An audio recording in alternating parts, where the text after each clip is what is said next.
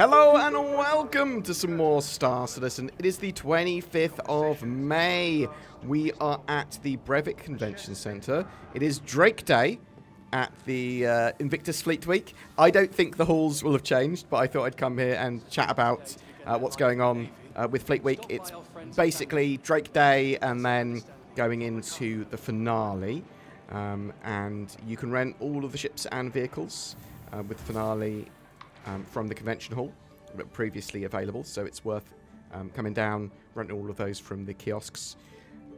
I think it's been a pretty successful Fleet Week for the most part. There was obviously a little bit of drama with the flight blades and weapon kits. Hopefully CIG will stick to what they said and release some of this stuff at like the same time as they sell it, and maybe be a little bit be selling a little bit less. But yeah, it looks like it's the same ships. They haven't changed the hull, especially for Drake. Static hull this year, very interesting, right? Just having the hull with the same ships every day on show. But I suppose if you want to see any of the different ships, you just spawn them yourself. You go to one of the consoles, bam. So yeah, there's still a few days left of Fleet Week and for stuff for you to get involved with. There is script around, so I thought that was script for a second. But you will, if you look around, you may find little silver bars. They are still available to find in the halls in various places. They sort of respawn every so often. Have a look around. Have a proper search, because you can find them in random places. But yeah, we're going to check out what's on the RSI website and talk about the Drake stuff that is available to purchase, and when some of it's likely to turn up in game, maybe. So Drake Interplanetary Day, they've taken over the UI. You can get their ships in the rental kiosks, which is very cool. I like the fact that it's red and yellow here. Very, very Drakey. But yeah, we've got 19 ships and vehicles available. I was some people were worried about me like a couple of days ago, or yesterday, because it sounded like I was ill. I wasn't ill. I just went to bed very late, got up very early to record, and people were staying at my house because I was playing board games. I was doing a board game weekender, so I was just trying to be quiet for that. Anyway, Drake Buccaneer. I think it's I'd deem it a medium fighter, a bit of a brawler. It's sort of quite high DPS, but it doesn't really want to get hit, is the idea. A lot of Drake stuff is like that. They're no frills. They go, oh, let's have lots of weapons, or make it do this function, but not really potentially have as much armor, or its components might not have enough protection as they could need, and there's like no ejection seats and stuff like that. You have to just jump out your ship. $110. I really rate it as a pretty cool ship. The Caterpillar might be getting a bit of a rework here, so it's referred to here as a heavy freight. It is got these 4 modules, you can see in the segments there, and another 5th at the front. And the idea is that it's sort of super modular. You can change those modules for a load of different things in the future. At the moment, it's just cargo. But it might be getting a little bit of a rework, people were saying, because of the way that the doors work and stuff like that. $330. I think there are potentially other better ships at the moment. I do think it's going to become pretty cool, the Caterpillar, though. Corsair, $250. It's like a Baba kind of Carrack. It's pretty good exploration for a group, or a mission runner, or a multi-role ship. $250. It's a great alternative to something like a Constellation or a Mercury Star Runner, or a Carrack, and it's sort of, yeah, it fits a hole. And Corsair, no frills exploration. I think that it's pretty good. Cutlass Black, one of my favourite ships, $110. It's pretty compact. It's referred to as medium freight, but it's a very multi-role ship for mission running, for having a little vehicle on board, for cargo, for having 3 like crewmen, sort of all helping out together. I think it's a fantastic small team ship, small party ship, but you can run it entirely solo. Great to just one person to run, especially when blades and stuff going to be available as well for the future. Yeah, really rate that ship. Got the Cutlass Blue, which is the sort of more combat / bounty hunter variant. It's going to be used by militia for security and police purposes. But yeah, it's a police car, basically in space. $175. It's got cargo cryopods in the back as well that you can take.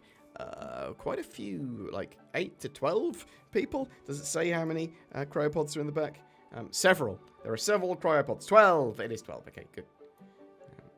Oh, and it comes with a quantum dampener as well. It is a really cool version of the Cutlass, built for combat, built for bounty hunting. $175. Yeah. Cutlass Red. Again, I really like the Cutlass Red. It's got a couple of size 3 medical beds or tier 3 medical beds in the back. It's a search and rescue ship. It doesn't really want to get into fighting, but I really rate it for one of the more old school medical ships. But there's so much choice and variety with other medical ships now that maybe it's fallen a little bit behind the wayside. But I like the fact that there's a Cutlass Black, Blue, Red, and assumedly Steel. So you've got the Steel here, which is the more dropship variant. It's got a room for a load of Marines inside. It's got those door guns on each side, a load of firepower to help assist them. Carry over 20 troops directly into the hardest combat zone. So very compact for what it is. Yeah, I really rate it because you're going to be bringing a whole little. It's a really sort of compact gunship dropship combo. $235 is starting to get on the quite expensive side. I mean, you get all this stuff in game as well, right? Got one of the starter ships, the Cutter. I've seen as light freight. Yeah, that's sort of it's a starter ship. $45. It's totally fine to start the game with. It is very cool. It's got a little interior as well.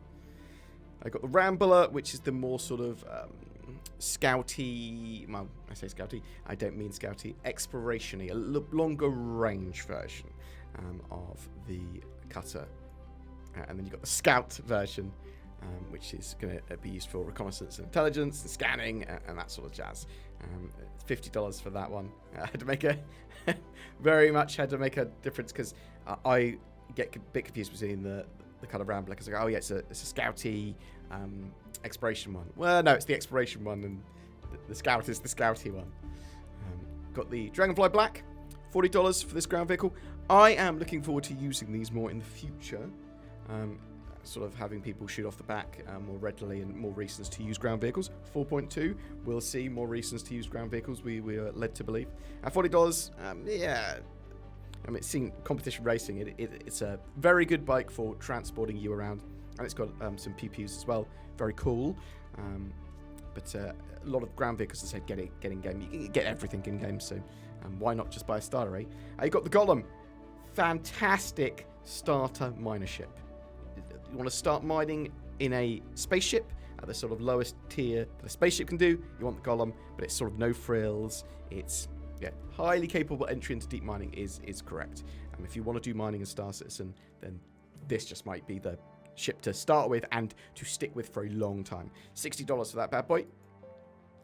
Then we've got the Herald. Not really used much at the moment. It's very fast in a straight line, is the idea. It's a data runner, so it's got like data pods that you will be able to sort of clear at the swipe of a button, so you can just sort of purge all the data if you get caught or whatever. Well, that's the idea, right? So that'll be built into missions where you're trying to disable a ship or whatever, capture it, prevent it from purging that data somehow. $85. It will have a little gameplay in the future for that. The Ironclad. Now, we're going into the concept stuff. Although the Herald is in game and its mechanics aren't there for data yet. It is still available in game. But the Ironclad, people are super excited for. Ironclad might be available later this year. We'll have to wait and see. Actually, available in our hands, flyable sort of thing. Ironclad is a armoured freighter. Very big armoured freighter with a cargo bay that opens at the top. You can effectively use as a hangar for a load of different ships. 1,536 SCU. Heavily armoured and armoured. Heavily armed and armoured. I said armoured twice. It's very, very armoured. Detachable command module as well, like the Caterpillar. This stuff might change a little bit because I'm not sure if they're going to make them fully modular. The command pods that can move between, like, can they move between the Caterpillar and the Ironclads and stuff like that. But yeah, big cargo bay with a think it's got a tractor beam inside as well. Openable roof. Very cool. And then you've got the Assault version, $535. Well, why does it cost more? Well, it's got some more pew-pew for like when you're assaulting or whatever, quite literally. Sort of ground assaults are what this specializes in, because inside, let's see if it actually shows any of it. Well, so inside it's got a little vehicle bay for repair and potentially for outfitting and that sort of stuff of vehicles. Can carry, refuel, and rearm heavy vehicles. Auxiliary turret for direct support and suppression. Detachable command module.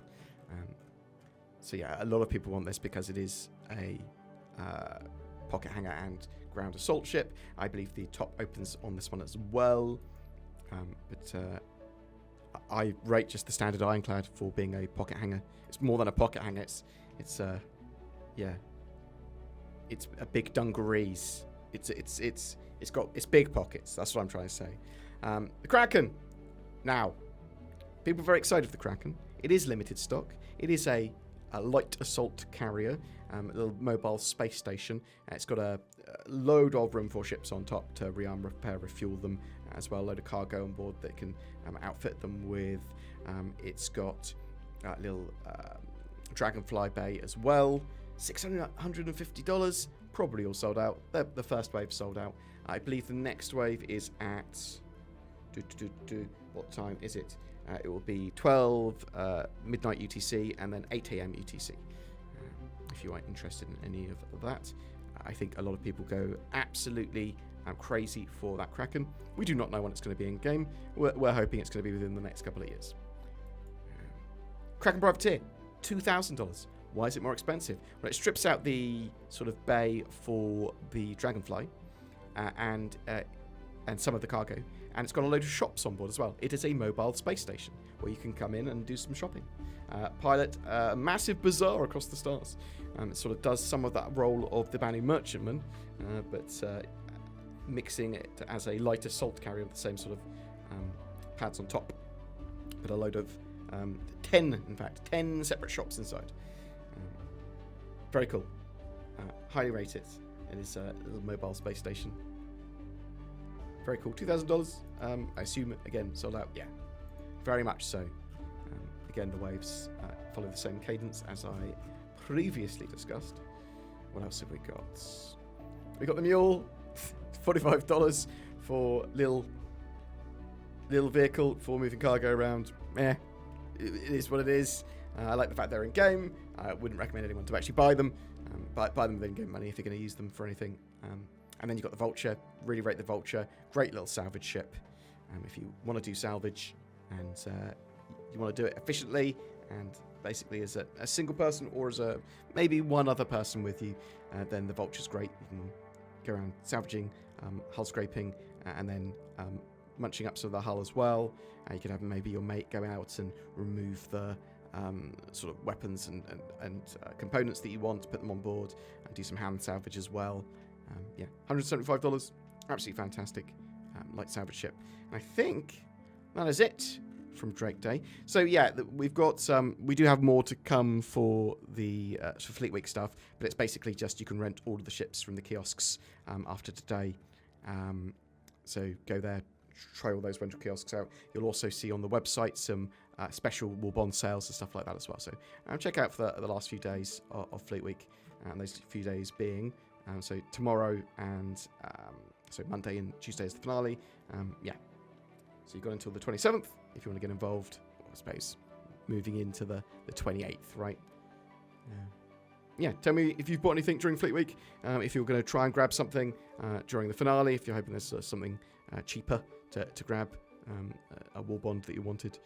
Are you looking forward to things like the Perseus and that sort of stuff potentially turning up at the Intergalactic Aerospace Expo later this year? Were you disappointed by the offerings this year, or did you really like the stuff that was sold, including the Asgard, which is the one that was just released? But we had the Grey Cat MTC, we had the Star Lancer Attack, the Idris came out, right? A lot of people excited for that. Actually, it's pretty exciting. I think it's very cool. I'm looking forward to lots of missions to board them, lots and lots of missions. got the Guardian and MX stuff like that as well. So tell me what you think in the comments below. I'd love to hear from you. And something else that you might want to do, get NordVPN, or go to the links below, or nordvpn.com/BoredGamer. Big discount. I use NordVPN. You'll probably love it too. Why not click? And if you want to click on some other stuff, there's loads of other links below. Sort of Tobii eye trackers. They're on sale until the 5th of June. Get yourself a big discount for that. Oh, I mean, they're on... They sell them beyond that, but they are on discounted sale until the 5th of June. Just click things to below if you want. May is about fleets, lots of dogfighting, flying with friends, and once again we've partnered with Lunar Wolves, a Star Citizen organisation looking for recruits. Maybe you might be an appropriate fit. You can check the recruitment page for them down below. But we're giving away a fleet of ships. Commenting on any of my videos during the month of May gets lots of different lucky winners. The chance to win a Constellation Andromeda, a F7C Super Hornet Mark II, a Redeemer, and a Cutlass Black. Each winner will win one of those, courtesy of the Lunar Wolves. But wait, there is more. The Lunar Wolves are also giving away an RSI Polaris with lifetime insurance to one of their new recruits. Winners of that particular ship will be selected randomly from eligible org signups, but the rest of those ships, they're given away on my channel entirely, so you just need to comment on any of my videos to be in for a chance of winning. Lunar Wolves welcome all who share their passion for adventure and love of Star Citizen, and you can find out more about them on the lunarwolves.org webpage as well. If you would like to further support the channel, please don't forget to like, share, subscribe, comment, all that sort of good stuff. We've got join buttons under videos that help support the channel as well. You get some exclusive videos that are going out now. They've got Patreon, which basically does the same. We make daily Star Citizen content here, and that's partly due to the people that go the extra mile and help out the channel. I hope you have a fantastic May, a fantastic Fleet Week, and a great Star Citizen Alpha 4.1.1 experience.